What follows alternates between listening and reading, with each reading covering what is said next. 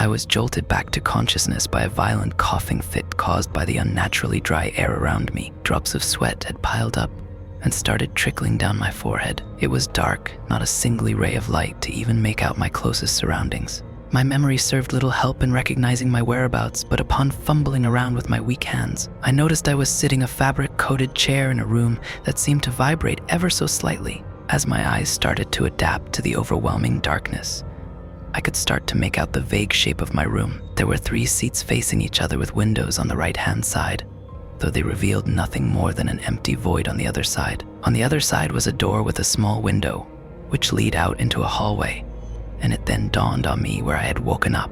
It was a train compartment, and the train was still moving, though seemingly rid of any other people. I tried to get up, but my legs refused to properly cooperate. They were too weak, as if they hadn't been used for days. Then some of my memories returned. I was traveling. I remembered getting on the train, though I hadn't the faintest idea what my destination should have been. My memory simply cut short after stepping inside my empty compartment. That had been November 12th. I checked my pockets to look for clues. I found my phone, which had long since ran out of power, and my wallet, though it contained a ticket.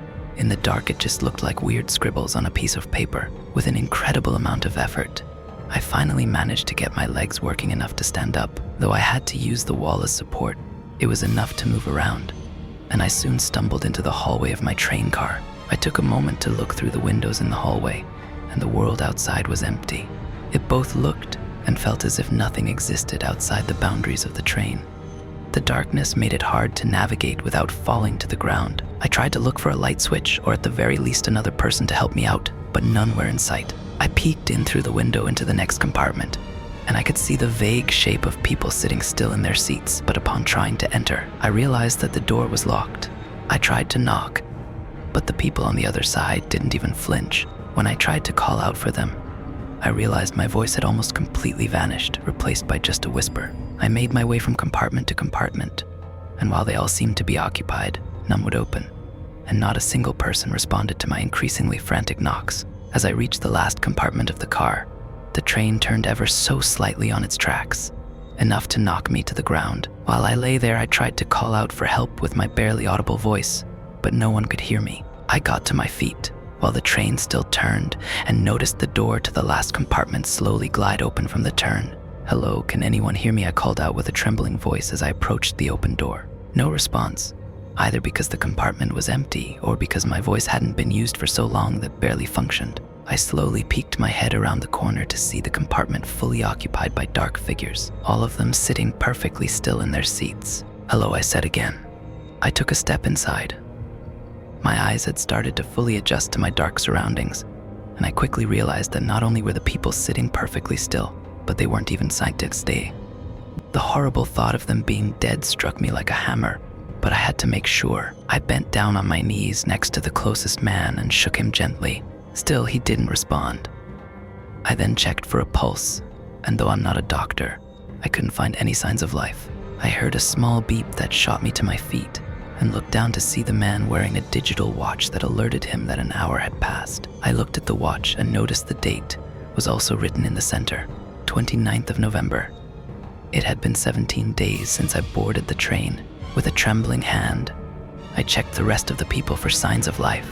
All of them were beyond a shadow of a doubt dead. Panic arose in my body, both from the presence of dead people and from the realization that I'd been asleep on a moving train for more than 2 weeks. I collapsed to the ground in front of one of the dead passengers. She was an elderly woman, dressed elegantly with wide open, piercing blue eyes. I didn't want to stay in the compartment with them, but I was paralyzed by the lack of a plan.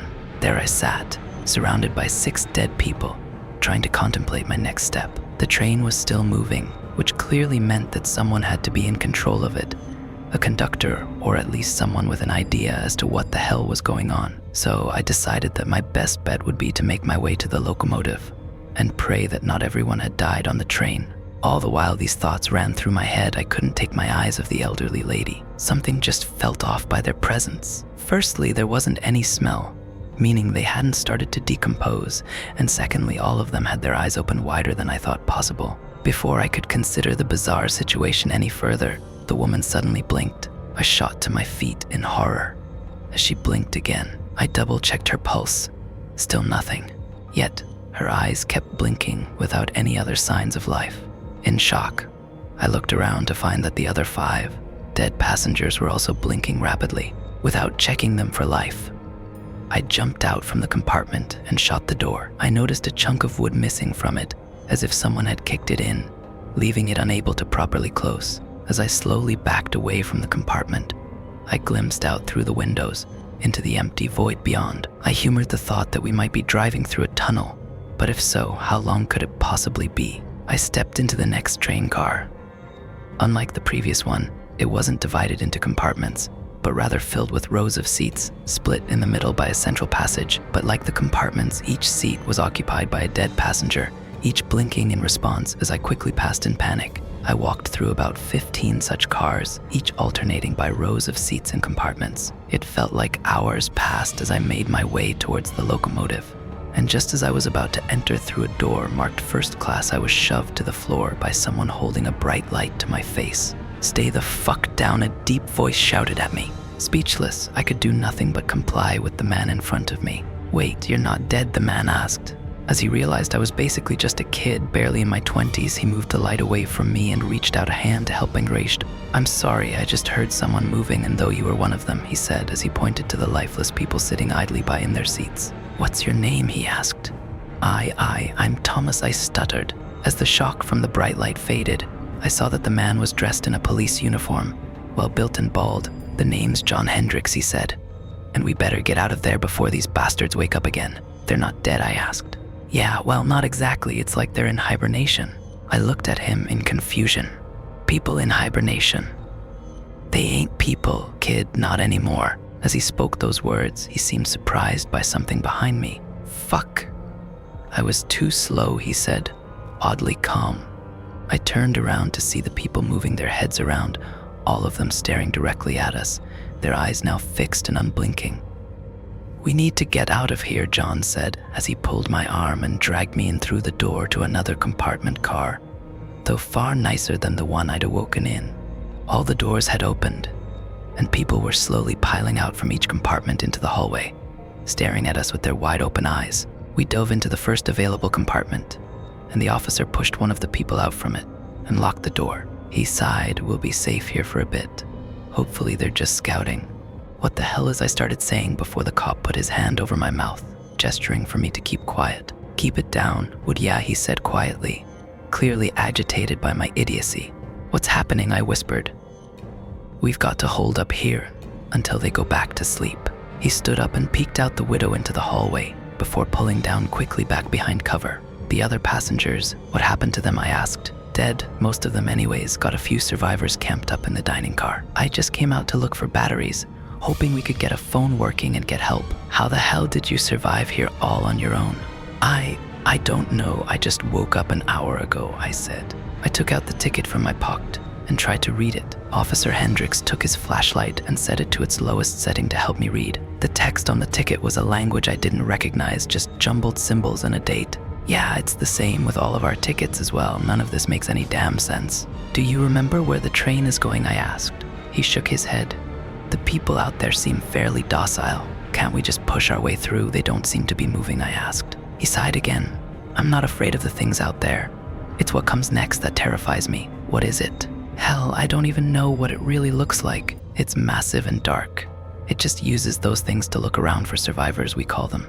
As tried to finish the sentence, a large thud could be heard on the other side of the door. I carefully peeked out through the window to see that all the people had collapsed back to the ground, and that the door leading to the car behind us had opened up. A tall obsidian black created pulled its way inside using large tendril-like appendages. It had thin stumps that resembled legs, and multiple more tendrils that slithered on along the walls, seeming to sense its surroundings. Though it was vaguely humanoid in nature, it didn't have a head, nor any eyes. John lifted a finger to his lip and signaled for me to keep absolutely silent.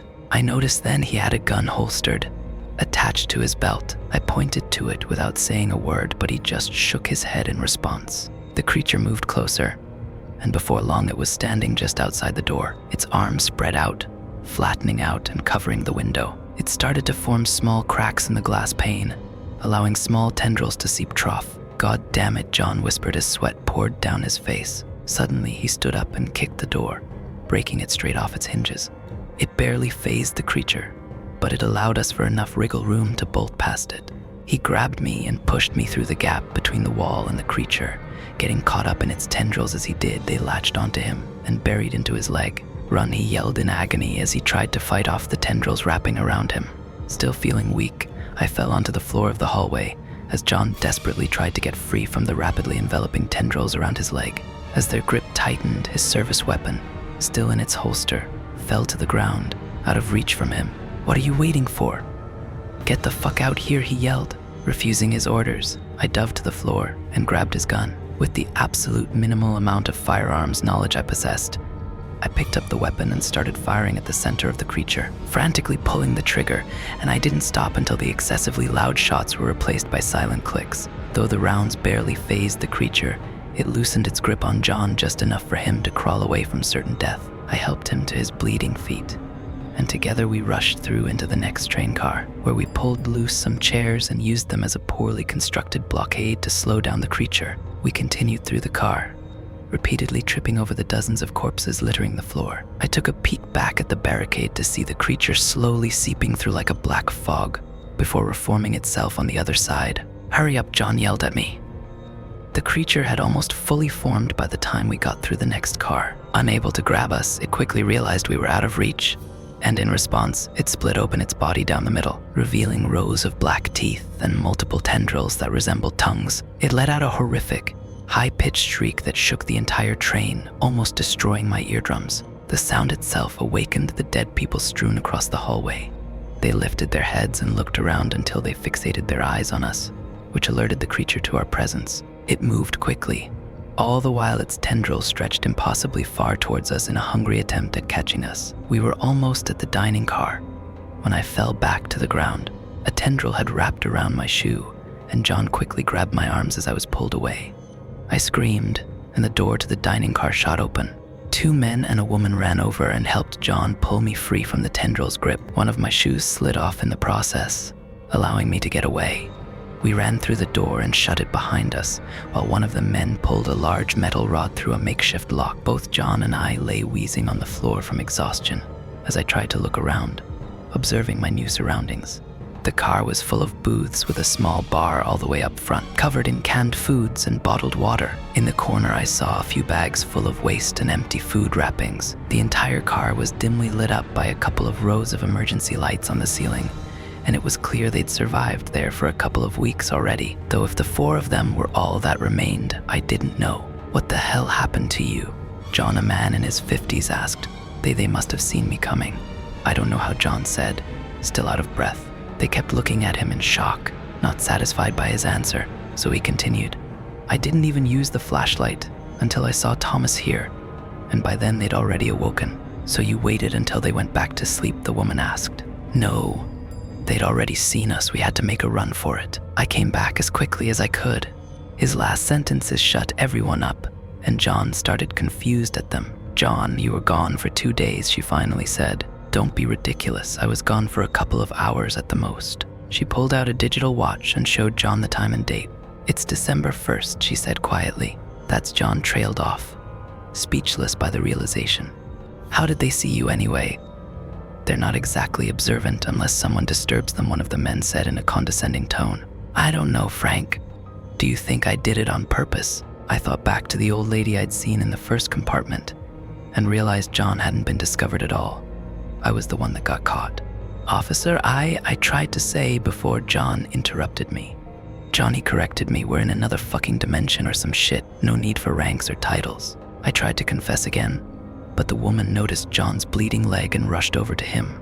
"You're bleeding," she said. "It's nothing." The sentinel got a hold of my leg. "Don't worry. I'm fine. Just sit down. Let me have a look anyway." John sat down and the woman rolled up his trouser leg to reveal deep gashes in his calf. "You'll need stitches. Get me the med kit, will you?" she said as she pointed to Frank. While she did her best to fix up John's leg, I got a better look at the door. They'd reinforced it with pieces of metal around the edges, also covering the window, preventing the creature from seeping through the cracks, and its surveyors from seeing through it. On the wall beside the door, someone had etched lines, marking each past day. 19 lines for 19 days passed on a train that never stops. The oldest man, Frank, came over to me, looking as suspicious as ever. "Who are you?" he asked firmly. "Thomas," I responded. "You want to tell us how the hell you survived 19 days all on your own, without food or water?"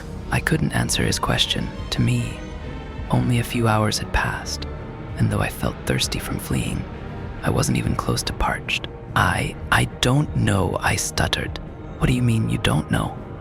"How can you not know?" Frank said, getting agitated. "Give him a break, Frank. If you hadn't left your bag behind, I wouldn't even have had to go out and risk my life," John interjected. It was enough to shut Frank up, though an asshole, he knew his place in the group. The other, younger guy came up to me and reached out his hand. "I'm Philip."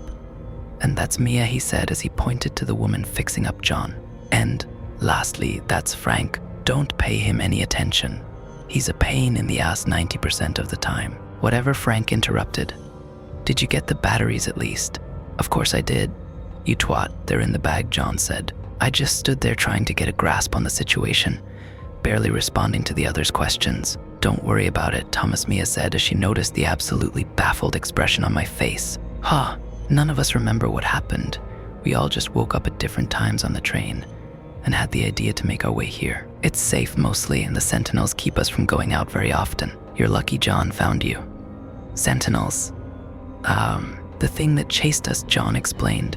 A bright light penetrated the otherwise gloomy car as Frank booted up his phone, using one of the battery packs. Without hesitation, he attempted to dial a number. "Put it on speaker if you're trying to call someone," John said, still waiting for Mia to finish bandaging his leg. No one responded on the other end, but no sooner had Frank lowered the phone to input another number before it started ringing. Blocked called ID. For a few moments, he just held the phone in shock before he regained his senses and answered. "Hello?" No response. "Hello, can anyone hear us, Frank?" he asked again. We listened intently to the emptiness on the other side of the line, and a minute passed without anyone speaking. "There's no one there," Mia said. Before any of us could respond, the phone started emitting repetitive beeping sounds. They continued for almost a full minute, none of us daring to speak up while we listened. Once it was finished, the call ended on its own, and Frank looked around at us, wearing a confused expression. "What the hell was that?" John asked. "No clue. It was just a bunch of beeps." "Designation Gehenna, 108 hours.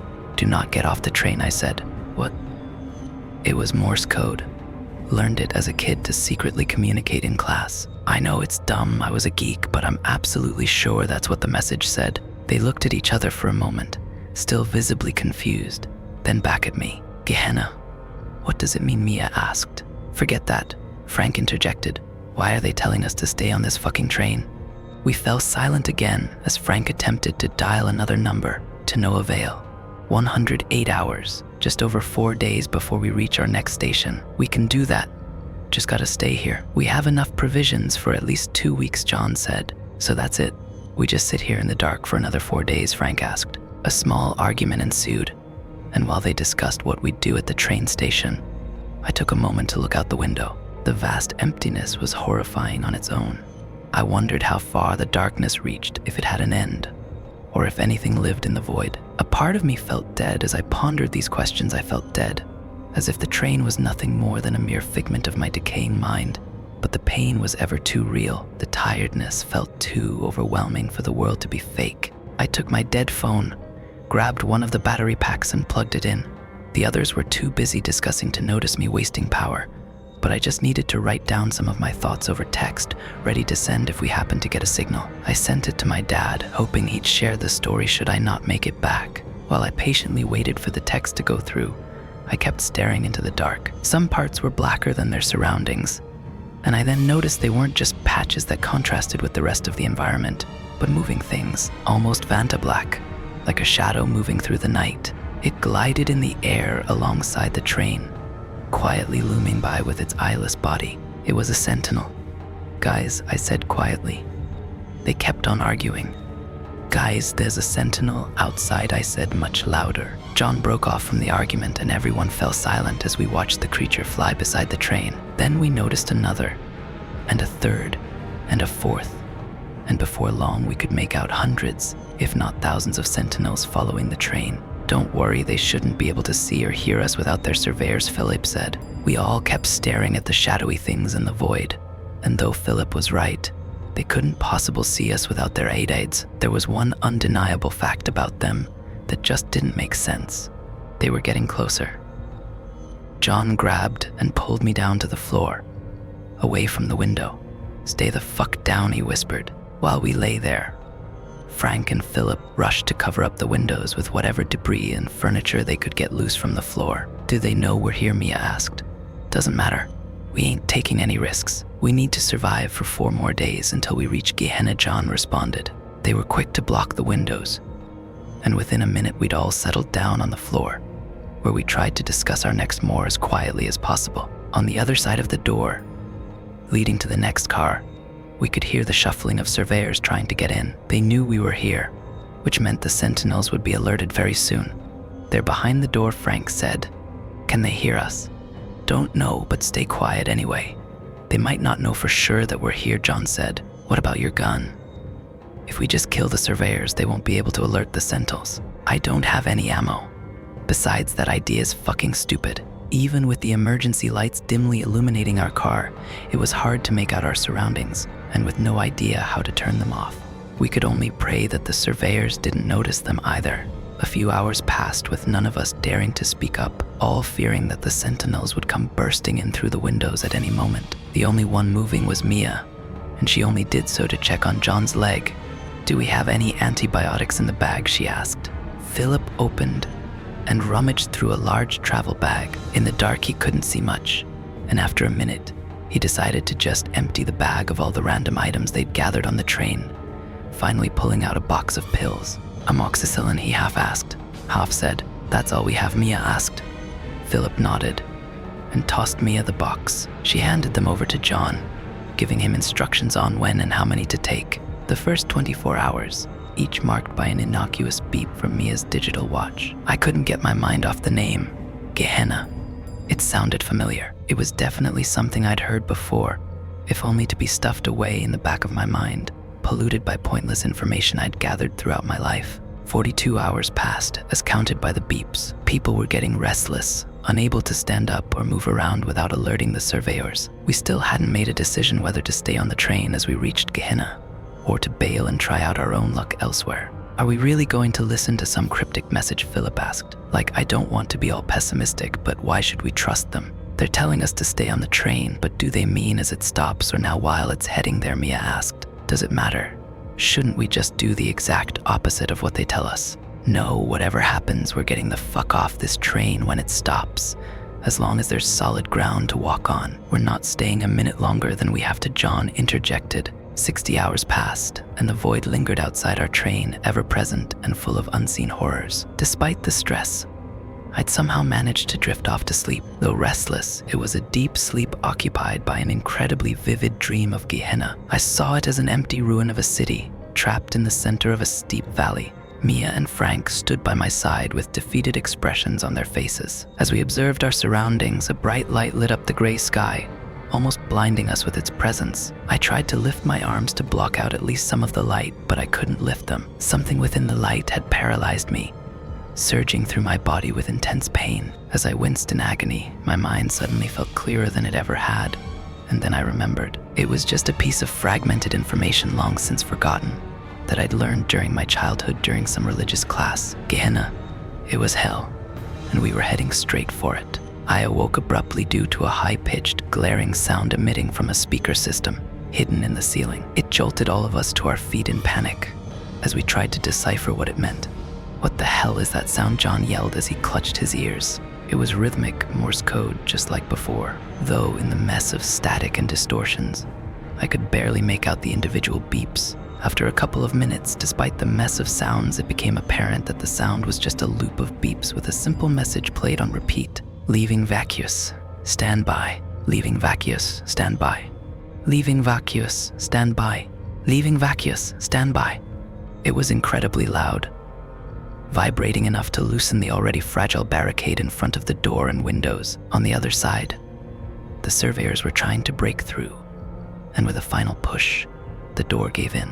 Dozens of them flooded in through the broken barricade, stumbling over each other in the process. All the while, they kept their eyes fixated on each of us, non-blinking, full of agony. "Push them out," John yelled, as he rushed at them with a stick, shoving the one furthest behind back through the door, then the next, but they kept getting back up. The rest of us rushed to aid John in his futile attempt, but before we could even reach him, every single window in the train shattered from the force of hundreds of sentinels throwing their mangled bodies at the car. Covered in shards of broken glass, I fell to the ground alongside Frank, who tried to use me for balance. A piece of glass cut my left eye, temporarily blinding me from pain.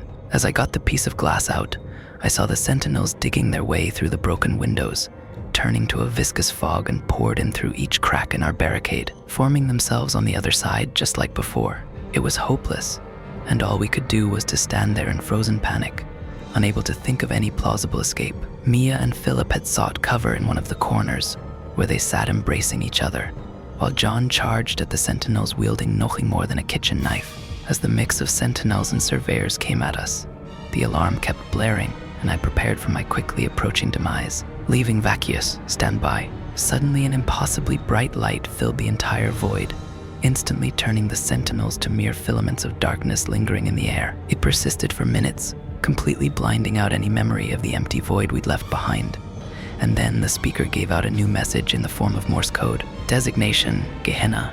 18 hours.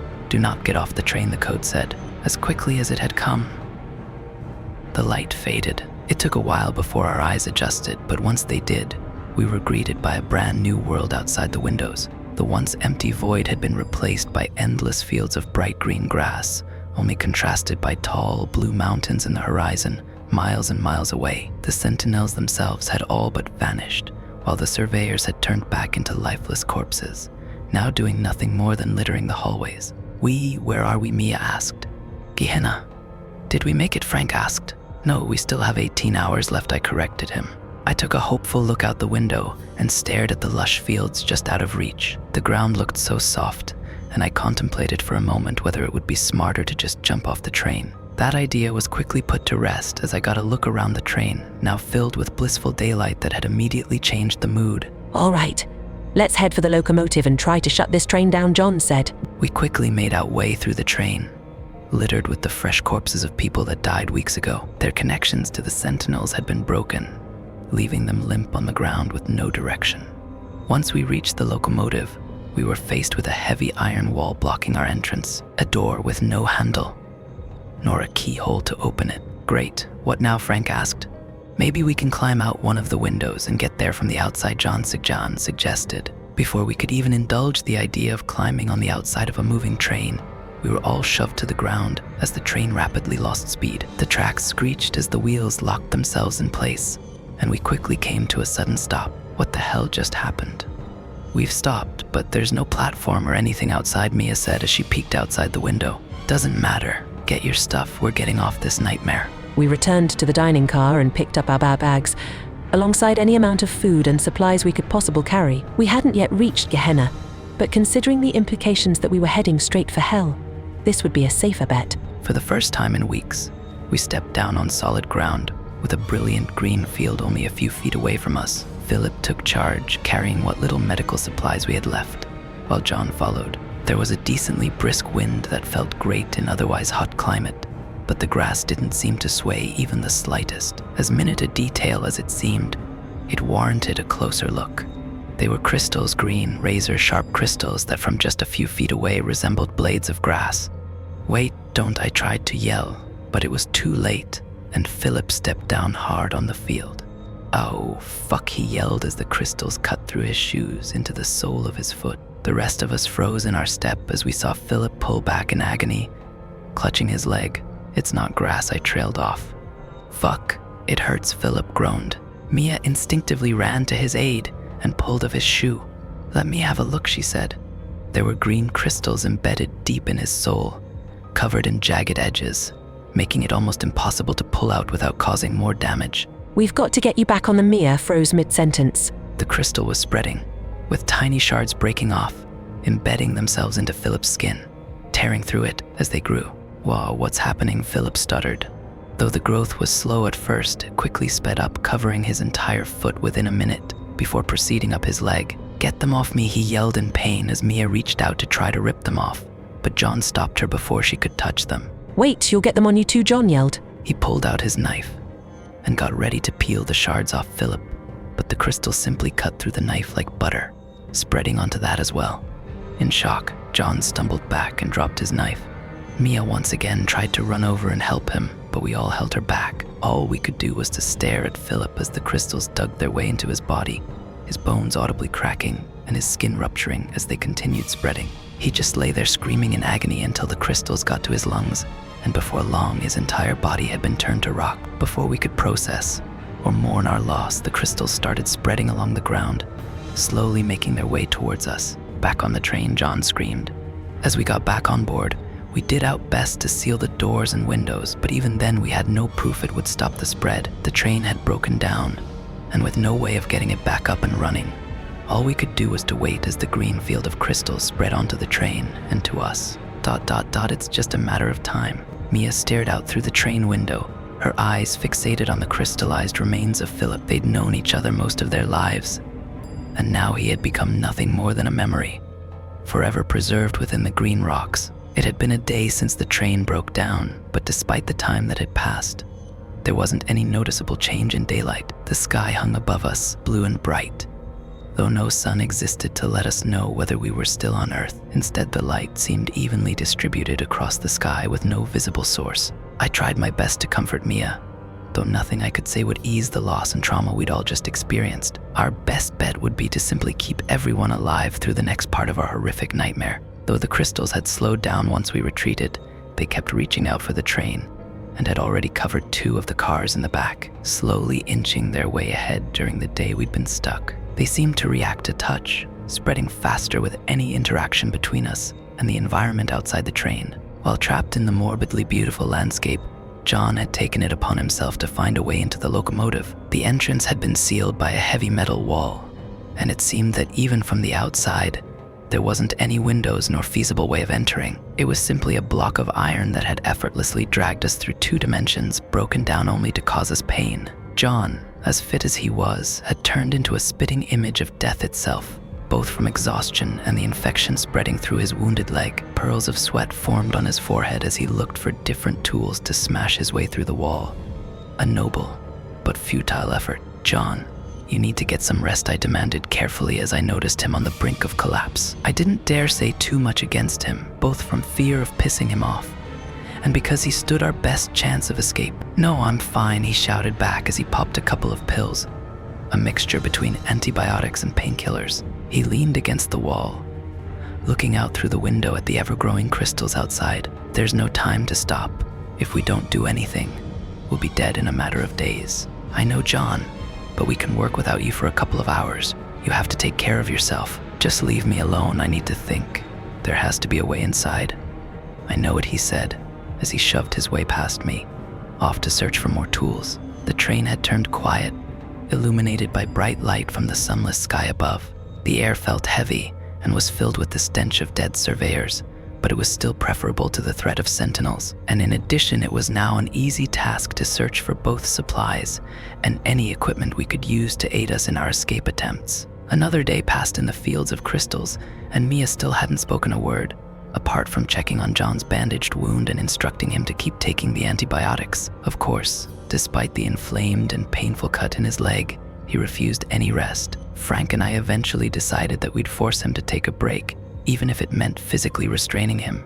After a short talk with Mia to make sure she agreed, we set out to force John into temporary retirement. He had turned oddly quiet, and we had to search every car to finally find him collapsed on the ground with the bandage ripped off and black liquid oozing out from the wound. Before we could even call Mia in to help, the train jolted to movement, quickly coming to a stop as the back cars had fused together with the crystals. "The train, it's working again," Frank yelled excitedly, before realizing we weren't actually moving. We looked at each other in sudden realization and shouted simultaneously, "Cars." "We have to disconnect them," Frank suggested. "You do that.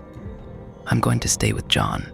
Tell Mia we need her quickly," I said as Frank started running to the back of the train. I sat down and shook John in an attempt at waking him, and while he didn't respond, at least he was breathing. I glanced at the black liquid trickling down his leg, forming a puddle on the floor, not daring to touch it. Whatever it was, it didn't look anything like the yellow pus I'd expected from an infection. Mia came running to my aid, quickly checking his pulse and breathing. "He's burning up," Mia said. Suddenly, the train broke loose, and we started moving away from the green fields of infectious crystals. Frank joined us with as many supplies as he could carry from the back cars, trying not to leave food or medication behind. "I can't believe we're moving again," Frank said gleefully as he returned to us, showing little concern for John's deteriorating state. Near the front of the train, there was a sleeping car, which we cleaned out and put John to rest. Moving the mountain of a mane was a tough challenge on its own, but it was nothing next to the challenge of keeping him alive through sepsis. As the infection spread into his bloodstream, Mia took on the task of watching John, making sure he drank, and fed him his antibiotics while the train moved closer to Gehenna. It would only be a matter of hours until we reached our final destination, and I had yet to tell the others what the place truly was. While Frank was busy trying to contact the outside world, using one of the few battery packs still working, I approached Mia to tell her the pitiful truth about our journey. I sat down and glimpsed out the window, watching the landscape change as we quickly passed by. The infinite green fields that had taken Philip started to give way to solid rock, gray and continuous, with scanty cracks breaking its perfect surface. Tall structures extended from some of the cracks, looking like red tree stems covered in veins and arteries, pulsating and twitching in response to our passing. At the top, they broke up into bubbles filled with swishing, black goo, similar to what had oozed from John's wound. Red forests reeking of rotten flesh, growing in density as we kept moving closer to a literal hell. Every now and then, creatures would emerge from the densest parts of the structures. Bizarre beings vaguely resembling horses, with long bodies and impossibly thin legs stretching at least 15 feet away, and eyes that were pitch black, sunken things, far too large for their heads. About a dozen of them had gotten an inkling to our presence and galloped elegantly along our moving train, keeping up the pace. "Mia, I have to tell you something," I said carefully. She didn't respond. She just kept staring at the creatures that were following us. They never got too close, probably only curious as to what and who we were. "We're not going to make it, are we?" she said without a hint of emotion in her voice. "What do you mean?" "Mean, Gehenna. I know the name. It means hell," she continued. The red forest outside kept getting denser, forcing the creatures to break off, and as the trees grew taller, the sky darkened. "I'm sorry, I should have told you earlier. I didn't want us to give up," she said. I kept my mouth shut.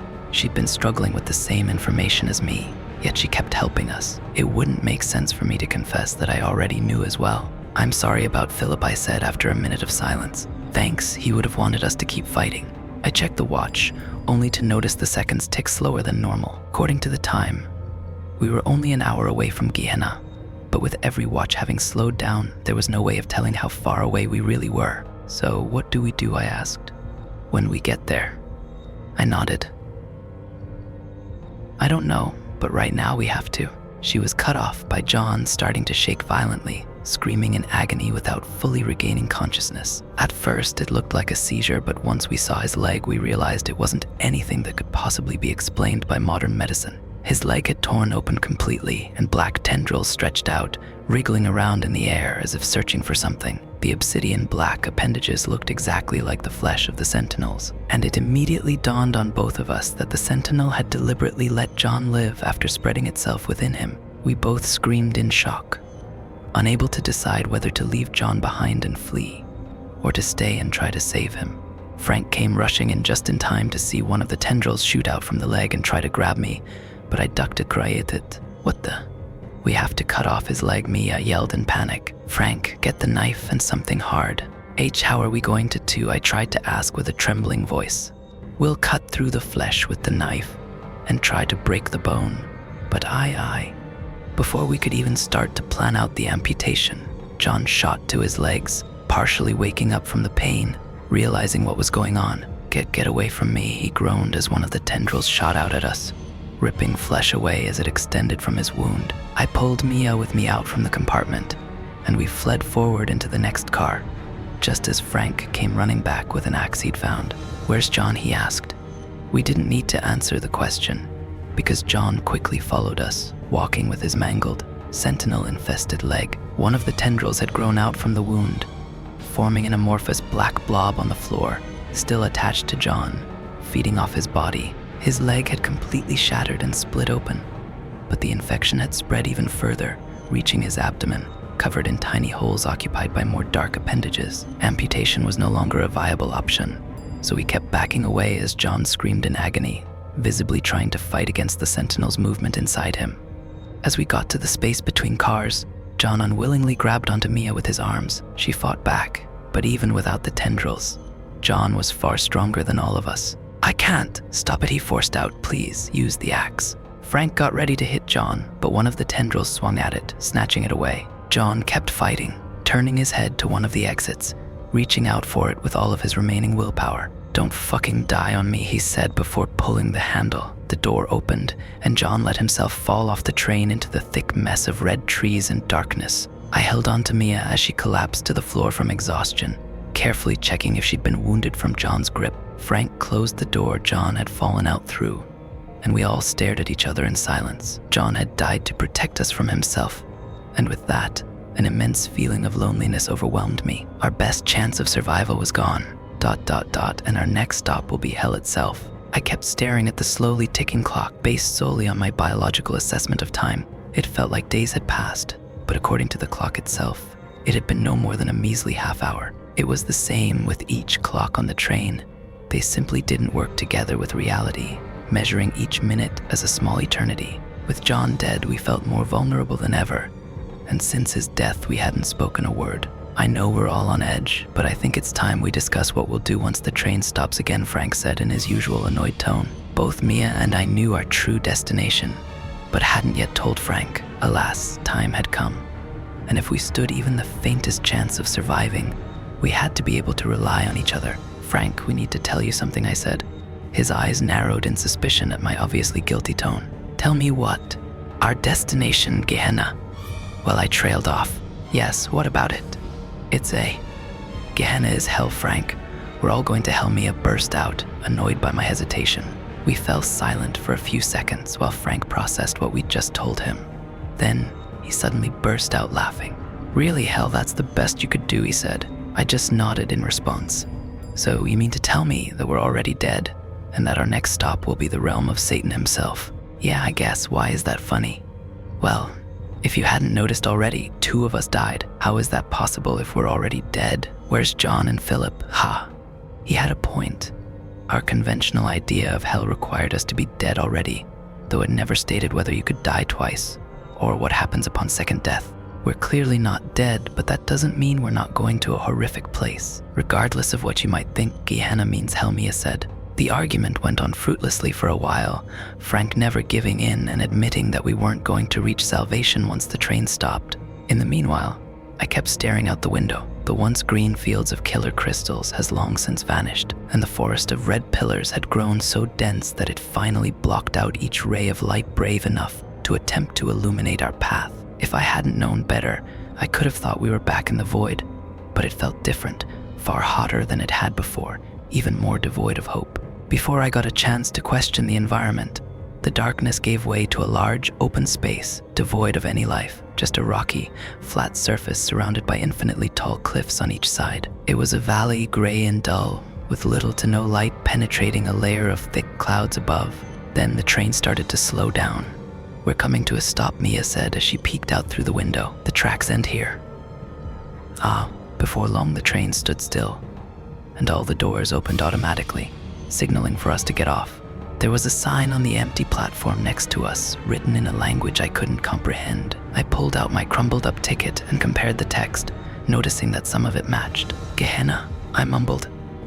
"So what now? We get off the train and wander the wasteland, or sit here with the last of our supplies, waiting for hunger to kill us?" Frank asked. We never got the chance to make a decision before the train simply started disintegrating under our feet. First the windows turned to sand, then the seats rotted away as if hit with 1,000 years of time, and finally the floor started to crack, causing us to plummet into the ground. I groaned in pain as I landed, severely twisting my ankle, while the others landed slightly more elegantly. Mia and Frank helped me to my feet as we witnessed the last chunks of train just vanish before our eyes. We climbed off the tracks and onto the platform. It was situated on a bridge, giving us a clear view of our surroundings. It was a city, or at least it used to be one. now nothing more than the ruins of a previously inhabited place. Tall cliffs stood around the city, too steep to be climbed, too massive to allow for much light. We were in the shadows, clueless and lost. I looked around at the worn-down buildings, desperately searching for any kind of life, but there was none to be found. Without any other options, we headed down to the streets and started searching for a way out. The houses were mostly empty, too broken to set foot in without risking total collapse, filled only with crumpled papers written in a language none of us could understand. Where they had furniture, it was crudely constructed from debris of metal and what could only be bone fragments. But whoever built any of it were nowhere to be seen. "How much food and water do we have left?" Frank asked. "Enough for maybe a day," Mia responded. He sighed in response, and we kept walking. I limped behind the other two on my twisted ankle until we eventually reached a large, open square, surrounded with what looked like temples. Unlike the surrounding city, they were beautifully built in stark contrast to their surroundings. In the middle of the square sat an emaciated figure, a man with white, thin hair and protruding, prominent ribs from his starved body. He didn't seem to notice us as we quickly approached him to see if he needed help. But even as we spoke to him, he just sat there, rocking back and forth as he mumbled over and over again in a hoarse, sickly voice. "I just want to die. Why won't you let me die? I just want to die. Why not? Why? Mia bent down in front of him and tried to his attention.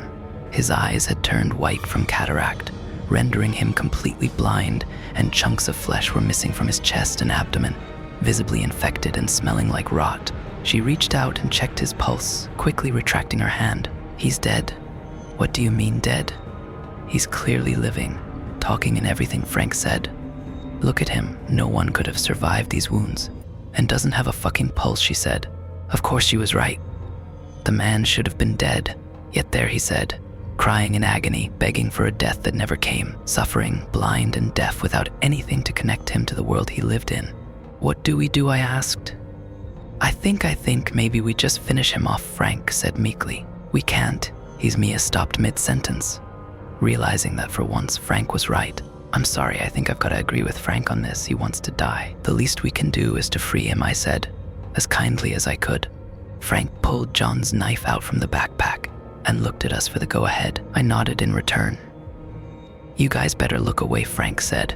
He bent down behind the suffering man and whispered that he was sorry before quickly slitting his throat. To all of our surprises, not a drop of blood poured out from the newly formed wound. Instead, the man just fell to the ground and gargled incomprehensibly. A whole minute passed, and then another, yet the man refused to die. The city wouldn't let him, and rather than freeing him, we'd just put him into a whole other level of misery, taking away his voice and ability to beg for death. I didn't," Frank stuttered as he realized what he'd done. With that, as if a veil had been lifted from our blind eyes, we finally saw the empty city for what it truly was. Rather than the desolate ruins we'd met as we entered, we saw a fully populated city, filled to the brim with suffering inhabitants, each mutilated in various degrees. Most of them were blind, with their eyes either ripped out or turned to coal. Those unfortunate enough to see had their limbs removed, or their organs torn out onto the street, unable to do anything to end their miserable existence. As the horrific realization hit us, the ground below us started to move. The city had finally noticed our unwelcome presence, and it reacted violently by pulling itself apart, creating a gaping chasm in the middle of the square that swallowed anyone unlucky enough to be in the way. "What's happening?" Frank asked in panic. "I don't know, but let's get out of here," I yelled in response. The chasm quickly widened, revealing a massive hole extending down into a dark abyss with spikes and black tendrils extending from the burning walls beneath us. With my sprained ankle, I couldn't keep up with the others and slipped to the ground as it shook violently. "Thomas!" Mia yelled as she rushed to my aid, Frank continuing to flee towards the alleys. She pulled me up just in time to avoid being swallowed by the ground. We headed after Frank, who'd started running down one of the alleys, seemingly devoid of any people. As he entered the alley, the concrete walls started moving vigorously. "Frank, wait!" I yelled, but he didn't hear me. By the time he noticed the walls, it was already too late, and hundreds of spikes shot out from the walls, morphing out from the concrete buildings. Frank dodged the first one as he tried to retreat back towards us, and for a moment it seemed he was in the clear, before one final spike emerged and penetrated straight through Frank's abdomen. With the mortal wound, the wall fell silent. Frank collapsed to the ground, holding onto his guts, unable to scream from the intense pain. Frank, we yelled simultaneously as we rushed to his mangled body. He lay there in shock, his eyes darting frantically back and forth between us. Too wounded to move, he didn't even realize the severity of his injury. Mia tried her best to stop the bleeding by applying pressure, but it hardly slowed down the incessant flow of crimson blood. I'm okay. I'll be all right, Frank kept repeating in panic, getting quieter with each iteration. He quickly bled out, too fast to accept his ultimate demise, and all we could do was to sit over him as he let out a final breath and finally fell silent. The ground started moving again, not to attach us, but to swallow Frank, to fuse his limp body with the concrete beneath him. Within seconds, he'd vanished and become one with the city of Gehenna. Before we could get the chance to catch our breaths, the walls started moving once again. With my injured leg, I knew I stood no chance of escape. But Mia didn't have to die with me. Mia, get out of here, I yelled as spikes formed around us, reaching out to destroy our vulnerable bodies. Then, out of nowhere, a dark rumble sounded alongside a bright light, and the ground came to a standstill. An old man emerged from up the alley, wearing a worn-out but perfectly tailored suit and a cane in his left hand. The sound shook us, and I grabbed my ear, futilely trying to block it out, but it barely helped. What the hell are you kids doing here? The man said as both Mia and I passed out. I slowly opened my eyes, momentarily forgetting that I had literally spent the past couple of weeks in hell. The old man that had saved us stood by the window, staring out at the empty street, mumbling in a language I couldn't understand. Good morning, he said without even turning, somehow noticing my awakening. With a throat like sandpaper, I couldn't even respond. I looked around the room with my tired eyes, quickly realizing that Mia was missing. Mia, where is she? I forced out, barely a whisper. Don't worry about her, Thomas. She's resting in the chamber as the infection fades, he said matter-of-factly. I pushed myself up into a sitting position, noticing a glass filled with a murky, brown liquid on the bedside table. Infection, I asked as I inspected the glass. It's the closest translation I could come up with. Everyone touched by the void slowly starts to drain, their souls wearing out as they merge with this place. He turned and limped towards me, revealing a mangled leg kept up by his cane made from bone and a bright green crystal, exactly like the ones from the fields we'd passed. Everyone except for you, Thomas, he said. What does it even mean? I asked. Before the man could answer, a loud, brief scream could be heard from one of the other rooms, one sealed by a heavy metal door, similar to the one on the locomotive. What was that? Without an answer, he limped over and touched the door with his cane. It morphed into an opening, which he walked through. Then it promptly closed itself off. A few minutes passed, and I got back on my feet, stumbling over to the door, unable to open it. I pushed my ear against it in an attempt at listening to the other side, but as soon as I touched it, the hole returned, and the old man walked through it, shortly followed by a drowsy Mia. Tom, she exclaimed in joy as she embraced me in a tight hug. The three of us sat down around a table made from concrete and bone. You must have a lot of questions, and though we're short on time, I'll answer as much as I can, he said. Mia and I looked at each other, both wondering where to start. Who are you? I asked. That's a tough one, he said as he scratched his head. I'm what you could call a guardian, and my job is to keep this place locked down, preventing any unfortunate souls from accidentally slipping through dimensions and ending up for the rest of eternity here. Before my time, I don't know who or what I was. I believe I used to be human, but it has been so long that any memory before this place has long since been wiped out. He paused and looked at the untouched glass on the bedside table. Drink it, he said as looked me. Without questioning him, I drank the liquid out of some strange compulsion. It tasted like piss, but it immediately revitalized me, as if I had returned back home and recovered from the ordeals in hell. How did we hear then? Mia asked. The man looked at the floor with a shameful expression on his face. It's my fault. For millennia I've kept this place safe, but even I have aged, and eventually I will perish like all things should. And the people that are already here, like the one Mia trailed off, they came during the time between the last guardian and myself, when there was nothing here to keep the gates between our worlds closed. Those who meet an untimely death or narrowly avoid, unable to process or accept it, they all come here. I tried to help the ones that were already trapped, but they were far too gone, not like you two, not like us. No, you two still have a chance at escape, but we have to move quickly. With that, the man shot out from his car and started gathering a bunch of papers filled to the brim with drawings and hardly intelligible text in a strange language. "Take these," he said as he put the bag of papers in my hand. We left the house and carefully ventured into the dark streets, with a sky so riddled with thick clouds that even if a sun existed, it couldn't possibly brighten up the ruins of Gehenna. The street was mostly empty, just a few suffering, lost souls wandering, curious to our sudden presence. Though they started to follow us, they kept a safe distance. "Don't pay them any attention, they won't bother us until we get closer to the light," the man said. He guided our way through the twisting and turning streets, eventually giving way to a vast, barren field riddled with the mutilated bodies of the lost souls. Without hesitating, the man started walking into the piles of dead, faster than the both of us despite his mangled leg. Ahead of us, miles and miles in the distance, lay massive cliffs stretching straight up into the sky, obscured at the top by the storm clouds. Then,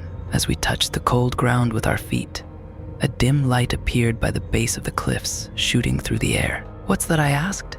"Your way out. It's a cave that serves as a doorway between our worlds. I've tried to close it, but I'm too weak. Now it will at least serve some purpose." As we passed the dead, some of them awoke, albeit too weak to rise. They stared us down, shrieking unintelligible words of agony.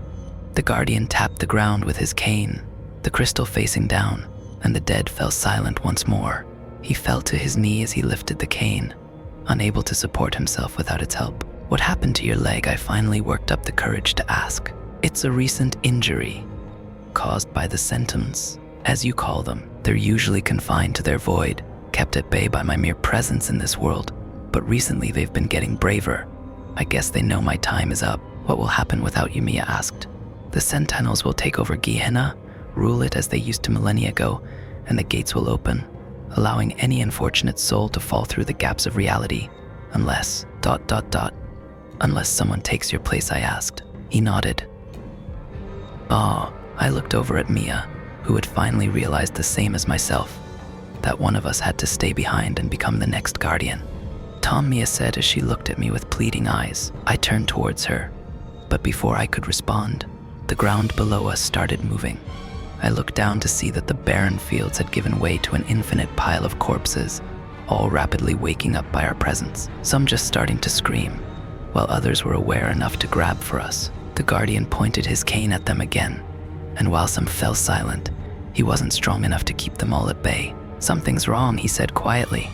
There was no way we could reach the cave with the lost souls awakening, and the guardian knew it. Without a word, he slammed the cane to the ground, falling down with it, and an impossibly strong light penetrated the air, instantly silencing the dead.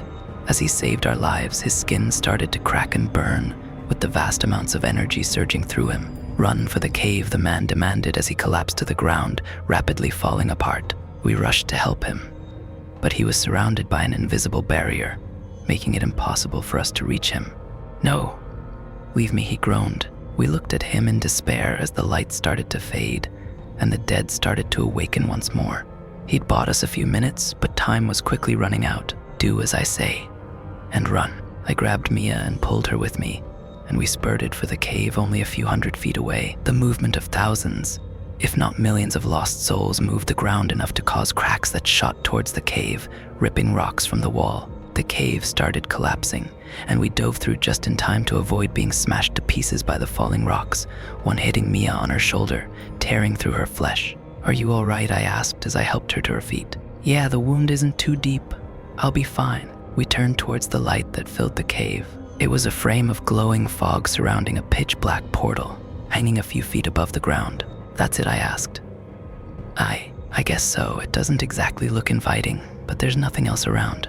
Even the ground within the cave was riddled with the bodies of the dead, and with each second we spent there, they started to awaken. "We have to hurry, Mia. You go first," I said as I walked closer to the portal. She didn't follow. She just stood back and stared at the swirling darkness hanging in front of us. "I'm not going with you," she said quietly. "What?" "You heard him, Tom. This place needs a guardian. If we both leave, millions will suffer. I just can't do it."